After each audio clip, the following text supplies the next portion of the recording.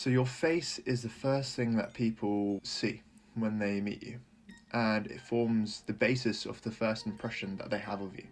In particular, they will notice things like skin quality, texture, whether or not your skin is clear. If you've struggled with acne in the past, or you still struggle with acne, then you will know that it really can affect your confidence and your mental health. I started getting acne around 13, which is the common age when young boys will start puberty. I would have episodes of flare-ups, and then I'd have a bit of recession, I'd have improvements. But fast forward to 2020, and I had one of the worst flare-ups that I've ever had in my life. How fitting that it was during my university graduation, where a lot of it was being photographed, and I was getting photographs taken of me. I would say that it really did knock my confidence, and it made me not want to go out, and made me a little bit miserable. Hi. For those of you who are new here, welcome. My name is Matty, and I'm a male model and physiotherapist. In this video, I'm going to be giving you 5 tips on how you can get clearer skin.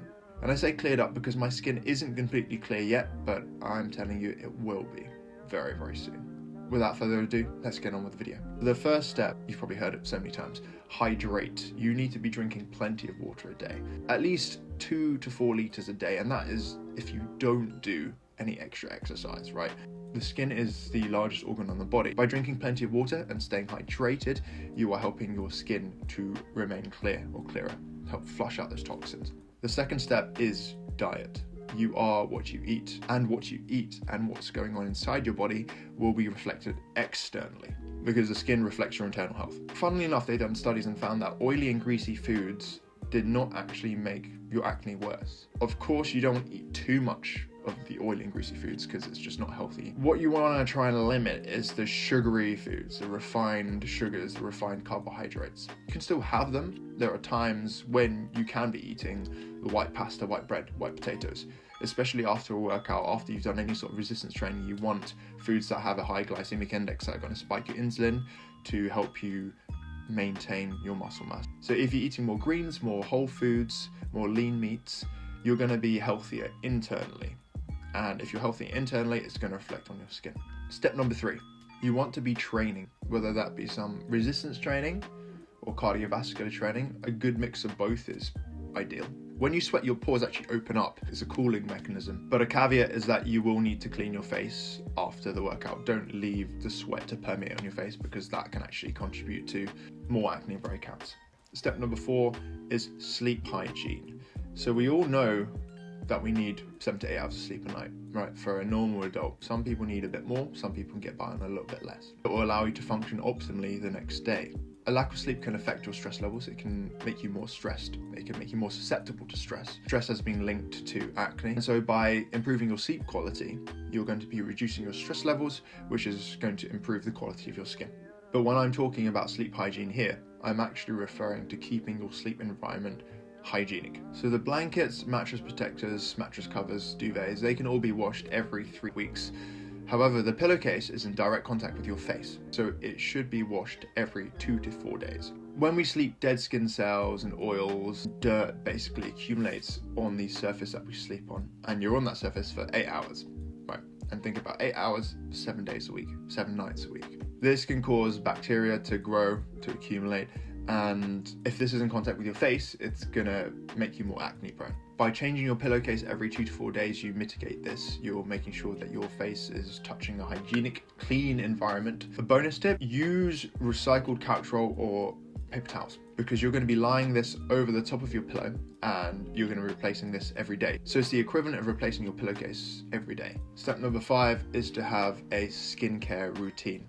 A proper skincare routine will contribute to the overall health of your skin. It will reduce breakouts, protect you from harmful UV rays of the sun, reduce fine lines and wrinkles, and can have an anti-aging effect as well. I've actually made a video on my current skincare routine, so I'll leave a link in the description below, but feel free to go and check that out because it basically covers everything, and I don't want to go into too much detail here. But what you will need is a daytime and a nighttime skincare routine. You'll be using slightly different products or slightly more products for the nighttime routine. So the 5 basic things that you need: a cleanser. So studies have shown that double cleansing is actually more effective than just single cleansing. So have an oily based and a water based skin cleanser. You also want to have a moisturizer and an SPF. I use a combined one, but that might be changing pretty soon. An exfoliant. Now I use a gentle scrub, but again, I'm going to be changing to a chemical exfoliant because again, that's what my dermatologist has recommended. A benzoyl peroxide to target those little acne pimples that have come up over the night or the last few days, and a retinol. So during the daytime, it's pretty simple. Double cleanse, benzoyl peroxide, moisturize, sun cream. That's it. Pretty much the same at nighttime. You want to double cleanse, sometimes exfoliate. If you've done an exercise session, I would recommend exfoliating every 2 to 3 days. Don't do it too often because it can be quite harsh on the skin. Benzoyl peroxide, put that on as well, those stubborn little acne spots, pimples. And then wait about 15-20 minutes before applying moisturizer, and then about 20 minutes or so after that you can apply your retinol before going to bed. Of course, if you've followed all these 5 tips, then your skin is probably looking a lot better, and it's a slow burner, right? It's not going to happen overnight. It's going to take weeks to months for you to see effects. If you're like me and you suffered from acne scars, you can kind of see that I have acne scars that are still present in small numbers. So I've had 2 sessions to treat my acne scars.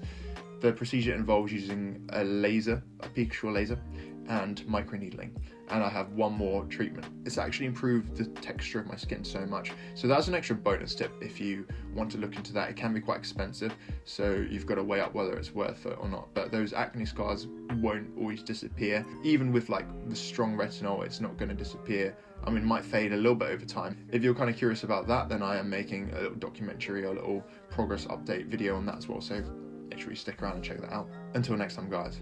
Peace. I feel the rain crashing down all around this empty town. I'm searching for the lost and found.